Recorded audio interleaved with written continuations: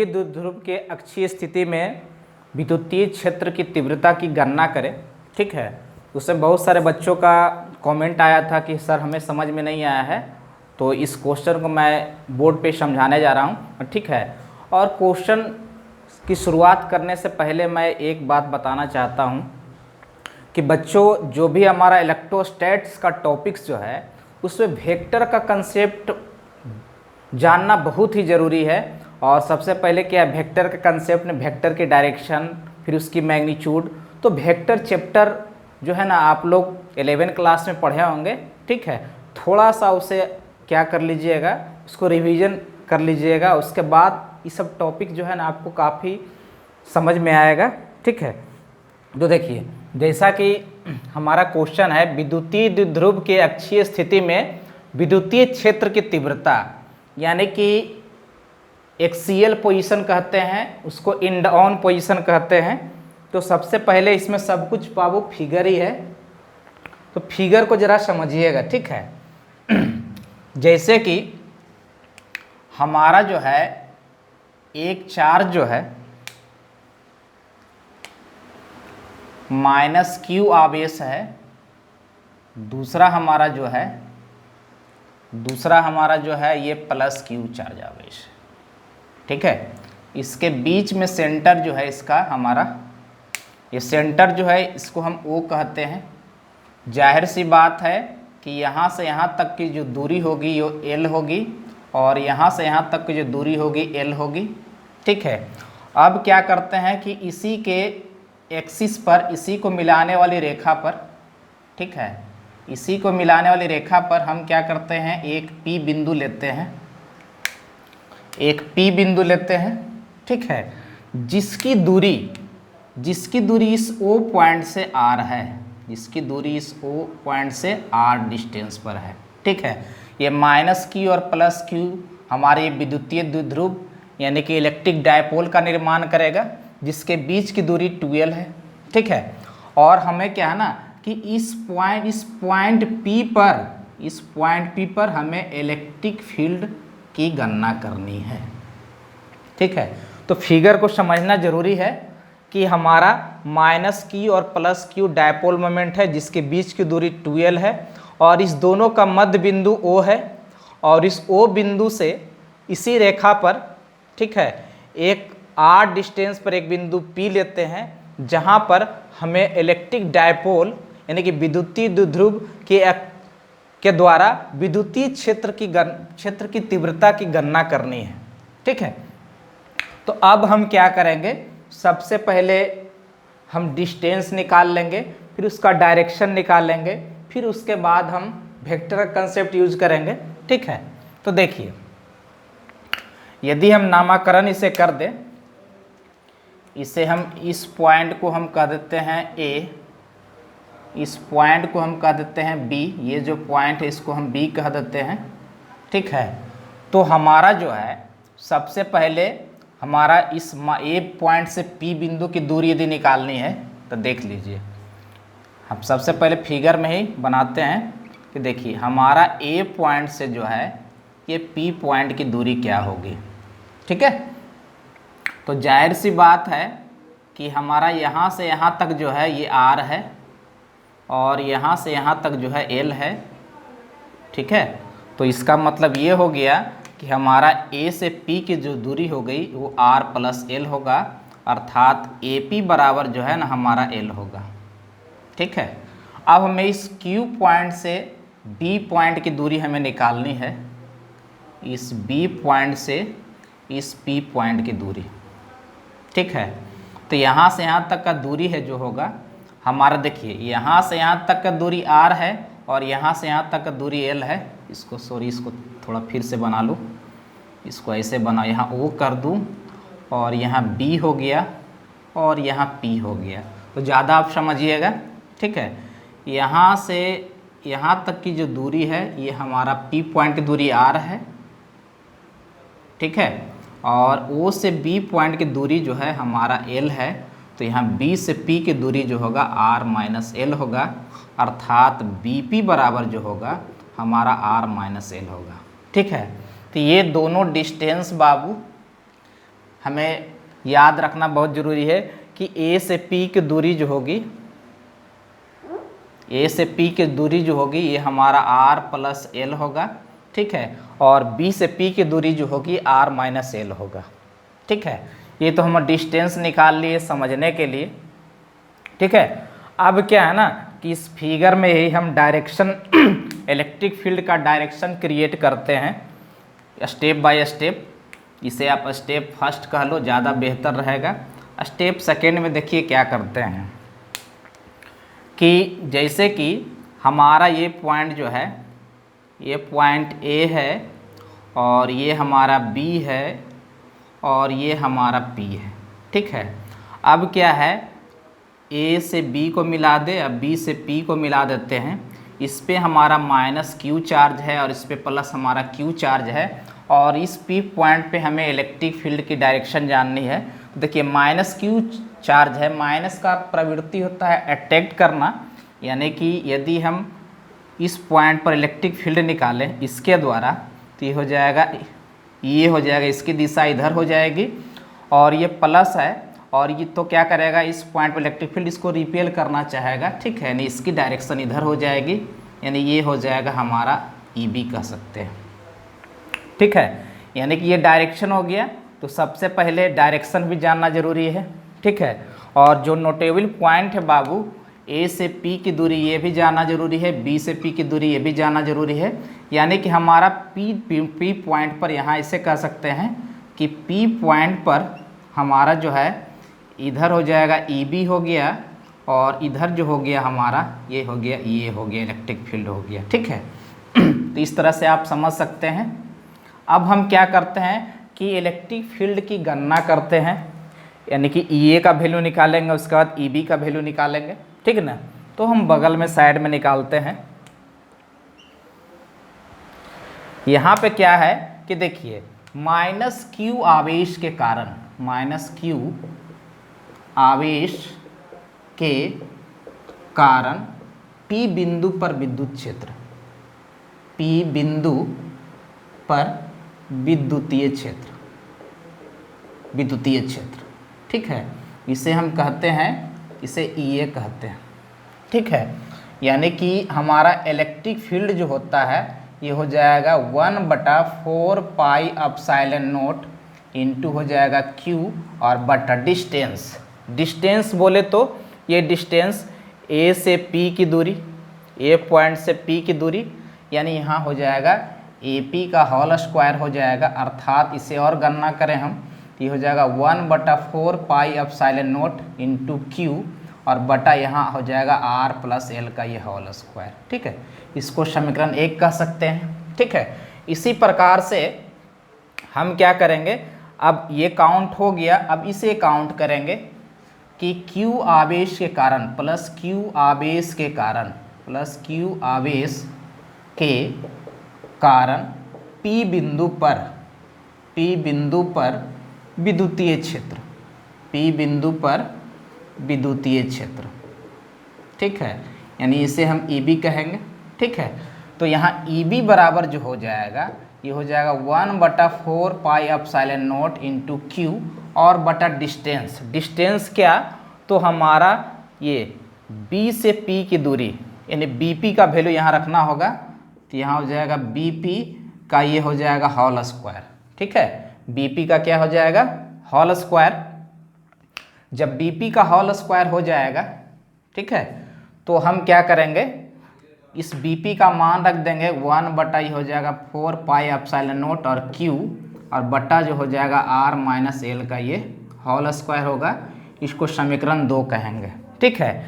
यानी कि ईए की मात्रा और ईबी की मात्रा यानी परिमाण हमारा निकल गया, ठीक है। अब हम क्या करेंगे कि इस पी पॉइंट पर हम गणना करेंगे कि हमारा कुल विद्युतीय क्षेत्र क्या होगा, ठीक है। कुल हमारा जो विद्युतीय क्षेत्र होगा बाबू वह क्या होगा, ठीक है। तो इसे सबसे पहले आप इसे नोट कर सकते हैं, इसे आप आराम से पहले ये फिगर नोट कर लीजिए, ठीक है। उसके बाद इसको नोट कर लीजिए, तब हम फिर आगे बढ़ेंगे, ठीक है। तो कोई भी चीज़ जो है इसको शालीनता पूर्वक कीजिए। सबसे पहले क्या है कि जब ये फिगर आप नोट कर लोगे, ठीक है, इसको लिखने के बाद, ठीक है, उसके बाद हम P बिंदु पर गणना करेंगे, ठीक है। तो P बिंदु पर हमारा जो है इलेक्ट्रिक फील्ड क्या होगा, तो P बिंदु पर विद्युतीय क्षेत्र, P बिंदु पर विद्युतीय क्षेत्र, ठीक है। तो जाहिर सी बात है कि ये पॉजिटिव देगा और ये नेगेटिव देगा, तो यहाँ पर हो जाएगा हमारा हो जाएगा EB और माइनस हो जाएगा EA, ठीक है। जब EB माइनस EA हो जाएगा तो यहाँ पर हम टोटल इलेक्ट्रिक फील्ड लिखेंगे, तो ये हो जाएगा हमारा 1/4 पाई एप्सिलॉन नॉट इंटू हो जाएगा Q और बटा R माइनस L का ये whole square minus 1/4 pi epsilon nought into Q अब बटा हो जाएगा R प्लस L का ये होल स्क्वायर हो जाएगा, ठीक है। अब हमें कुछ नहीं करना है, सिर्फ इसका कैलकुलेशन करना है, ठीक है। तो हम क्या करते हैं, समझने के लिए आप यहाँ तक नोट कर सकते हो, ठीक है। तो हम इस फिगर को रहने देते हैं और यानी कि हमारा यहाँ पर लिख देते हैं EA का जो वैल्यू आ गया हमारा हो गया 1/4 pi epsilon nought into Q और बट्टा जो हो गया R प्लस L का होल स्क्वायर और इसका वैल्यू जो हो गया 1/4 पाई एप्सिलॉन नॉट और ये Q और बट्टा जो हो गया R माइनस L का ये होल स्क्वायर हो गया, ठीक है। इसका ज़रूरत पड़ेगा इसलिए हमने E और EB का मान यहाँ शो कर दिया, ठीक है। अब हम क्या करते हैं कि इसी का डेरिवेशन आगे करते हैं, ठीक है। आगे डेरिवेशन करते हैं और ये सब पॉइंट नोट कर लीजिए आप लोग, फिर हम यहाँ से आगे बढ़ेंगे, ठीक है। अब कैलकुलेशन यानी कि P बिंदु पर विद्युतीय क्षेत्र की जब हम गणना कर रहे हैं, हम यहाँ से मिटाते हैं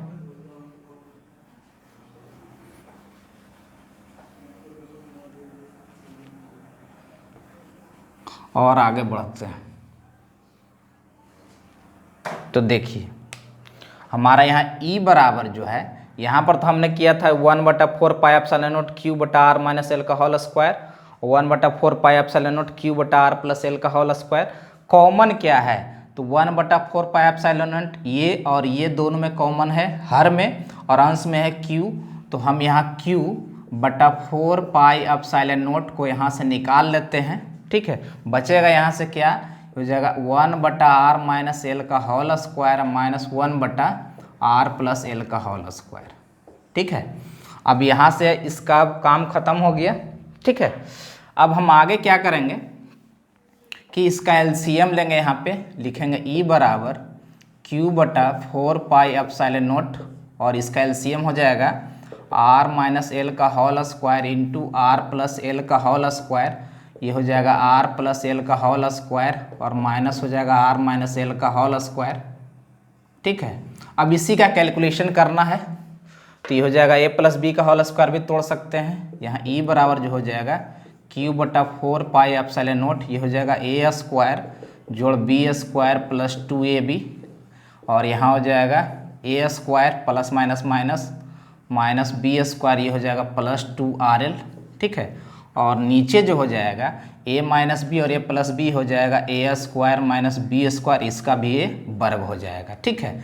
अब जो कटता है इसको काट देंगे, plus R square minus R square plus L square minus L square, बचेगा क्या, ये हो जाएगा E/Q/4 पाई एप्सिलॉन नॉट और ये हो जाएगा 4RL बटा R square minus L square का होल स्क्वायर, ठीक है। यहाँ पर एक कंडीशन है, कंडीशन क्या है समझना है कि हमारा जो है कि O बिंदु से P की दूरी जो R है और B से P की दूरी जो है यानी कि O से B की दूरी जो है L है, यदि हम यहाँ पे कह दें कि R का वैल्यू जो है ना, R का वैल्यू जो है L से बहुत बड़ा है, R का वैल्यू जो है L से बहुत बड़ा है, तब उस स्थिति में R square minus L square जो है ये लगभग इक्वल किसका हो जाएगा, R स्क्वायर का होगा, यानी कि L स्क्वायर का मान को हम L स्क्वायर का मान वैल्यू जो है 0 लेके चलेंगे, ठीक है। तो यहाँ पे E बराबर Q/4 पाई एप्सिलॉन नॉट और ये हो जाएगा 4RL बटा ये हो जाएगा R स्क्वायर का होल स्क्वायर, यानी कि ये हो जाएगा Q/4 पाई एप्सिलॉन नॉट और ये हो जाएगा 4RL अब बटा हो जाएगा R⁴, ठीक है। अब यहाँ से एक आर पावर काट दे तो यहाँ 3 बचेगा, यानी कि E बराबर जो हो जाएगा Q/4πε0 और ये हो जाएगा 4L और बट्टा जो हो जाएगा ये हो जाएगा RQ। ठीक है, अब हम सेटिंग करते हैं। सेटिंग क्या करते हैं कि यहाँ पे 1/4πε0 और ये 2 को छोड़ देते हैं और 2 और ये Q, ठीक है, 2L और ये Q को एक साथ रखते हैं, अब बट्टा यहाँ RQ कर देते हैं। ठीक है, तो देखिए ये जो पॉइंट है 2LQ ये हमारा इलेक्ट्रिक डायपोल को सूचित करता है। इसका मतलब हमारा E बराबर जो होगा 1/4πε0 और ये 2 और इसके जगह पर P और ये हमारा हो गया RQ। ठीक है, यानी इस तरह से हमने E बराबर 1/4πε0 2P/RQ, यानी कह सकते हैं कि यहाँ P बराबर जो है 2LQ और इसी को हम विद्युतीय द्विध्रुव कहते हैं। विद्युतीय द्विध्रुव है। ठीक है, तो इस तरह से हमने इलेक्ट्रिक फील्ड का मैग्नीट्यूड का वैल्यू हमने निकाल लिया, यानी इस E का मान जो है हमें निकल गया कि E बराबर 1/4πε0 इंटू 2P/RQ हो गई। ठीक है, अब क्या है कि यदि इसकी डायरेक्शन की चर्चा की जाए, ठीक है, यदि हम इसकी डायरेक्शन की चर्चा करें तो अब डायरेक्शन ही निकालना रह गया इसका। ठीक ना, तो डायरेक्शन भी निकाल सकते हैं कि देखिए नेट डायरेक्शन, यदि डायरेक्शन की बात होगी तो इलेक्ट्रिक फील्ड की दिशा जिधर होगी, किधर होगी, तो ये वेक्टर P की दिशा की होगी, यानी इसकी दिशा और इसकी दिशा दोनों का दिशा समान होगा। ठीक है, तो इस तरह से हमने क्या किया कि विद्युतीय द्विध्रुव की अक्षीय स्थिति में विद्युतीय क्षेत्र की तीव्रता की गणना कर लिए। ठीक है, इसे आप बहुत बारीकी से आप समझ के अपना कॉपी में नोट कर सकते हैं। ठीक है, चूँकि देखिए सबसे बड़ी चीज़ है कि ये सब टॉपिक्स जो है उसमें आपका फिगर को समझना ज़रूरी है और उसके डायरेक्शन को समझना ज़रूरी है, फिर उसके बाद कैलकुलेशन को समझना ज़रूरी है। ठीक है, तो ये तो था हमारा विद्युतीय द्विध्रुव के अक्षीय स्थिति में विद्युतीय क्षेत्र की तीव्रता की गणना हम कैसे करते हैं, तो ये हमने आपको निकाल दिया। ये हो गया एंड ऑन पोजीशन। अब हम ब्रॉड साइड ऑन पोजीशन यानी कि निरक्षीय स्थिति में हम विद्युत द्विध्रुव के द्वारा विद्युतीय क्षेत्र की तीव्रता की गणना करेंगे। ठीक है, अब आगे हम जो है, चलिए ये तो पहला क्वेश्चन हमारा हो गया, इसको आप अच्छी तरह से नोट कर लिए होंगे, समझ गए होंगे। और हम दूसरे क्वेश्चन की ओर ध्यान देते हैं।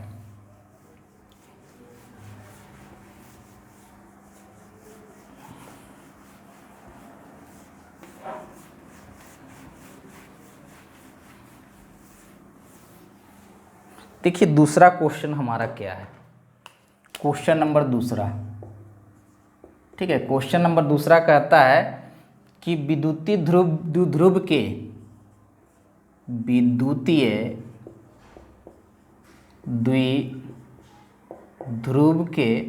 निरक्षीय स्थिति में विद्युत क्षेत्र की किसी बिंदु पर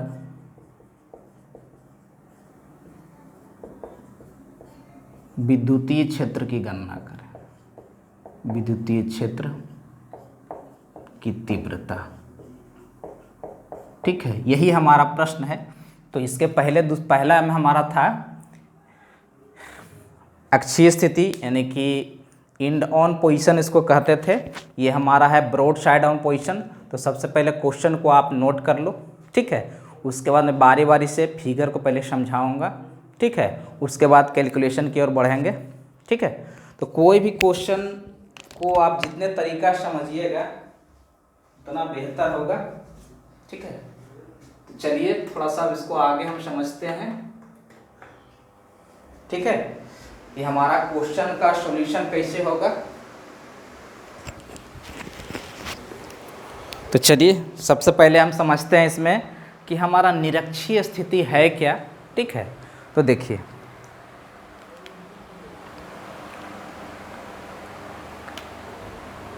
यहाँ पे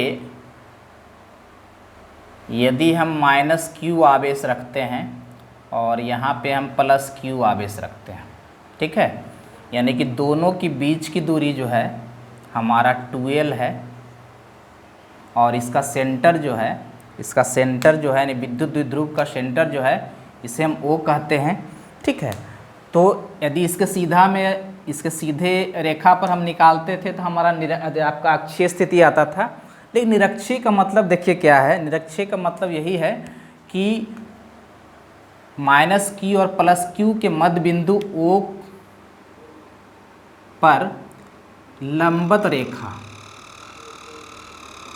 ठीक है, ये हमारा लंबवत रेखा है, ठीक है, यानी लंबवत रेखा पर किसी बिंदु पर, तो मान लेते हैं O से हमारा ये P पॉइंट है, इस P पॉइंट की जो दूरी हो गई यहाँ से यहाँ तक हम R मान लेते हैं, ठीक है। तो यदि इस पॉइंट पर हम इलेक्ट्रिक फील्ड की गणना करें, यानी विद्युतीय क्षेत्र की गणना करें, तो वही हमारा कहलाता है निरक्षीय स्थिति। निरक्षीय स्थिति का मतलब यही होता है कि माइनस क्यू और प्लस क्यू के मध्य बिंदु के लंबवत रेखा पर हमारा किसी पॉइंट पे विद्युतीय क्षेत्र की तीव्रता की गणना करना, यही हमारा निरक्षीय स्थिति कहलाता है, ठीक है। अब यदि हम इसे A पॉइंट कह दें, इसे हम A पॉइंट कह देते हैं, ठीक है, और इसे हम B पॉइंट कह देते हैं, इसे हम A पॉइंट कह देते हैं और B पॉइंट कह देते हैं। तो देखिए इस A पॉइंट पर माइनस क्यू आवेश रखा है, B पे Q रखा हुआ है, ठीक है। तो हम A से पहले P को मिलाते हैं और इधर से हम B से P को मिलाएंगे, ठीक है। यानी कहने का मतलब ये हो गया कि हमारा यहाँ A से P की दूरी और B से P की दूरी बराबर होगी, ठीक है। सपोज डेट इसको हम L कह देते हैं, ठीक है। तो ये दूरी दोनों तरफ बराबर होगी। अब इस पहले दूरी निकाल लेते हैं तो फिर आगे डायरेक्शन की चर्चा करेंगे हम। तो देखिए हमारा क्या है कि त्रिभुज यहाँ पर जो है त्रिभुज AOP में, ठीक है, ये हमारा 90 डिग्री का कोण है। यदि ये कर्ण हो गया, इधार मान लिया जाए तो ये लंब हो जाएगा, यानी कि H² बराबर B² और प्लस P² होता है, ठीक है। तो यदि हम इसको AP का स्क्वायर कह दें और इसको हम कह दें AO का स्क्वायर कह दें और इसे हम OP का स्क्वायर कह दें, तो जाहिर सी बात है कि हमारा L² बराबर जो हो जाएगा, L तो ही है, सॉरी, इसको रहने देते हैं, इसको AP का ही वर्ग कहते हैं और ये हो जाएगा हमारा R² और ये प्लस हो जाएगा L², यानी कि AP बराबर जो हो जाएगा हमारा अंडर रूट ये R² प्लस L² होगा। यानी AP और BP का मान बराबर होता है, यानी इसका मान जो आ गया R² प्लस L² हो गया, ठीक है। यानी A से P की दूरी और B से P की दूरी निकल गया बाबू R² प्लस L² का रूट, ठीक है। अब हमें क्या करना है कि इलेक्ट्रिक फील्ड का डायरेक्शन हमें बनानी है, ठीक है। तो देखिए इसके कारण यदि इस पॉइंट पर इलेक्ट्रिक फील्ड की चर्चा करें हम, तो इसका डायरेक्शन इधर होगा, ठीक है। इसको हम कहेंगे EA और ये B पॉइंट है, ये प्लस आवेश Q आवेश रखा हुआ है, तो इसका डायरेक्शन इधर होगा, ठीक है। इसका डायरेक्शन इधर होगा जिसे हम कहेंगे EB, इसे हम क्या कहेंगे, EB कहेंगे, ठीक है। अब सबसे पहली चीज़ क्या है ना कि हमको अब डायरेक्शन शो करना है, उसके लिए हम अलग से फिगर बनाते हैं, ठीक है।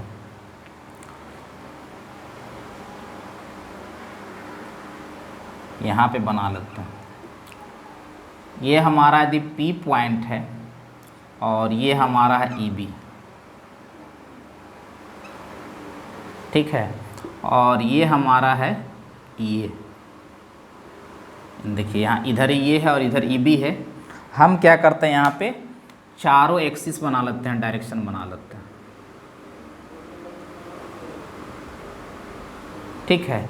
चारों डायरेक्शन बना लेते हैं और यदि ये EA जो है इलेक्ट्रिक फील्ड जो है, यदि इसको X और इसको बाई एक्सिस कह दिया जाए, यदि ये थीटा कोण बनाता है, ठीक है, तो ये भी थीटा कोण बनाएगा, ठीक है। जब थीटा कोण बनाएगा इसका मतलब ई ए का भी घटक एक्स और वाई में टूटेगा और ई बी का भी घटक एक्स वाई में टूटेगा। तो ई ए यदि एक्स एक्स से थीटा कोण बनाता है तो सबसे पहले इसका जो इधर टूटेगा घटक ये हो जाएगा हमारा ई बी कॉस थीटा, और एक घटक इधर टूटेगा जिसको हम ये लिखेंगे ना, ये हो जाएगा ई ए और ये हो जाएगा साइन थीटा, ठीक। और ई बी जो भी है एक्स अक्ष के साथ थीटा कोण बना रहा है, इसका मतलब इसका भी एक घटक इधर टूटेगा जिसको हम कहेंगे ई बी साइन थीटा, और एक घटक इधर टूटेगा इसको हम कहेंगे ई बी कॉस थीटा, ठीक है। तो इसे समझना ज़रूरी है कि हमारा यहाँ पर जो है ये फिगर को समझना ज़रूरी है। ये फिगर समझ में आ गया तो आपका सारा चीज़ हो गया, ठीक है। अब यहाँ पे क्या है, अब हमें रह गया क्या कि ई ए और ई बी को काउंट करना, ठीक है। हम इधर कर लेते हैं। सबसे पहले यदि हम ई ए का वैल्यू निकालते हैं तो ये हो जाएगा 1/4 पाई एप्सिलॉन नॉट, और ये हो जाएगा क्यू बटा, हम इसको ए पी का स्क्वायर कहेंगे, ठीक है। और यदि ई बी निकाला जाए तो ये हो जाएगा 1/4 पाई एप्सिलॉन नॉट, और ये क्यू बटा जो हो जाएगा ये बी पी का स्क्वायर हो जाएगा, ठीक है। और देखिए यहाँ पर जो है ए पी और बी पी दोनों बराबर है, ठीक है। इसका मतलब यहाँ पर जो हो जाएगा 1/4 पाई एप्सिलॉन नॉट, और ये क्यू बटा जो है हमारा हो जाएगा आर स्क्वायर, एल स्क्वायर का रूट है यहाँ स्क्वायर है, इसका मतलब क्या हो जाएगा, सीधे हो जाएगा ये हमारा इनटू ये हो जाएगा हमारा आर स्क्वायर और प्लस एल स्क्वायर, और यहाँ भी हो जाएगा 1/4 पाई एप्सिलॉन नॉट, और ये हो जाएगा क्यू बटा R square plus L square. इसका मतलब क्या हो जाएगा, ये बराबर हमारा ई बी हो गया, ठीक है। दोनों की मात्रा बराबर हो गई। अब देखिए इस पॉइंट में देखते हैं, इस फिगर में देखते हैं। इस फिगर में क्या, यदि हम लिखते हैं बाई दिशा में पी बिंदु पर कुल विद्युतीय क्षेत्र, ठीक है, कुल विद्युतीय क्षेत्र। तो देखिए यहाँ से इधर पॉजिटिव होगा, यहाँ से इधर नेगेटिव होगा, तो ये हो जाएगा ई बी साइन थीटा और माइनस हो जाएगा ई ए साइन थीटा, ठीक है। अब चूंकि देखिए यहाँ ई और ई बी बराबर है, इसका मतलब ये दोनों कट जाएगा और ये शून्य हो जाएगा, यानी इस बाई दिशा में हमारा इलेक्ट्रिक फील्ड जो है वो शून्य हो गया। अब हम एक्स दिशा में निकालेंगे, एक्स दिशा में पी बिंदु पर कुल विद्युतीय क्षेत्र, कुल विद्युतीय क्षेत्र, ठीक है, कुल विद्युतीय क्षेत्र। तो देखिए यहाँ से इधर जो भी हम मेजरमेंट करेंगे नेगेटिव, यहाँ से इधर जो मेजरमेंट करेंगे पॉजिटिव, यानी ई ए कॉस थीटा भी नेगेटिव और ई बी कॉस थीटा भी नेगेटिव, यानी minus E A cos theta और ये minus E B cos theta, ठीक है। अब चूंकि ई ए और ई बी का मात्रा बराबर है तो लिख सकते हैं -2 ई ए और ये हमारा कॉस थीटा, ठीक है। इसका मतलब क्या हो गया कि आपको ई ए का मान रख दें और ये कॉस थीटा का मान रख दें, ठीक है। तो कॉस थीटा का मान हम देखिए कहाँ से निकालेंगे, तो देखिए जाहिर सी बात है कि यहाँ पर जो है हमारा यहीं पे निकाल लेते हैं, इस तरह से निकलेगा, ऐसे समझिएगा ज़्यादा बेहतर रहेगा। यहाँ पे हम निकाल देते हैं, ये P पॉइंट है, ये B पॉइंट है, यहाँ O पॉइंट है और ये इसे था और ये इसे, ठीक है। ये थीटा है, ये भी हमारा थीटा हो गया और ये हमारा R है और ये L है। तो यहाँ कॉस थीटा बराबर यदि हम निकालेंगे, ठीक है, तो आधार बटा हमारा क्या हो जाएगा, कर्ण होगा, ठीक है। आधार बटा क्या हो जाएगा, कर्ण हो जाएगा, यानी कि हमारा यहाँ L और बटा R square plus L square to the power half, यानी रूट हो जाएगा, यही कॉस थीटा का मान हो जाएगा। तो हम यहाँ पर रखते हैं, ये हो जाएगा -2 इंटू ये का वैल्यू रख दो यहाँ से 1 बटा ये हो जाएगा 4 पाई एप्सिलॉन नॉट और Q बटा हो जाएगा R square plus L square और ये कॉस थीटा का मान जो है यहाँ हो गया L बटा R square plus L square to the power half. ठीक है, अब इसका यदि हम वैल्यू निकाल लें तो माइनस को हम कर देते हैं एक साथ और 2Q इंटू एल को एक साथ कर देते हैं और ये हो जाएगा 4 पाई एप्सिलॉन नॉट और घात 1/2 और 1 ये हो जाएगा R square plus L square पर घात हो जाएगा 3/2। ठीक है, और यहाँ पे हम कह दें कि आर का वैल्यू जो है एल से बहुत बड़ा है, यानी R square plus L square का जो वैल्यू होगा वो नियरली किसी बराबर हो जाएगा, आर स्क्वायर के ही बराबर हो जाएगा, यानी ये हो जाएगा माइनस और 2Q इंटू एल के जगह पर P रख दे। ठीक है, ये हो जाएगा 1/4 पाई एप्सिलॉन नॉट और ये हो जाएगा हमारा R square to the power ये 3/2, 2 कट जाएगा और ये हो जाएगा माइनस P/4 पाई एप्सिलॉन नॉट और ये हो जाएगा 1/RQ हो जाएगा। ठीक है, तो इस तरह से हमारा जो है कुल नेट इलेक्ट्रिक फील्ड सिर्फ एक दिशा में ही निकला, यानी कि इलेक्ट्रिक फील्ड जो हो गया हमारा हो गया -P/4 पाई एप्सिलॉन नॉट इंटू RQ। ठीक है, ये जो हमारा वैल्यू आ गया बाबू, ठीक है, ये जो हमारा वैल्यू आ गया -P/4 पाई एप्सिलॉन नॉट इंटू RQ। तो निगेटिव साइन जो है ना यहाँ डायरेक्शन को शो करेगा कि जिधर इलेक्ट्रिक डायपोल की दिशा होगी उसके विपरीत हमारा जो होगा इलेक्ट्रिक फील्ड की दिशा होगी। ठीक है, तो इस तरह से हम इसका मैग्नीट्यूड का काउंट कर लिए।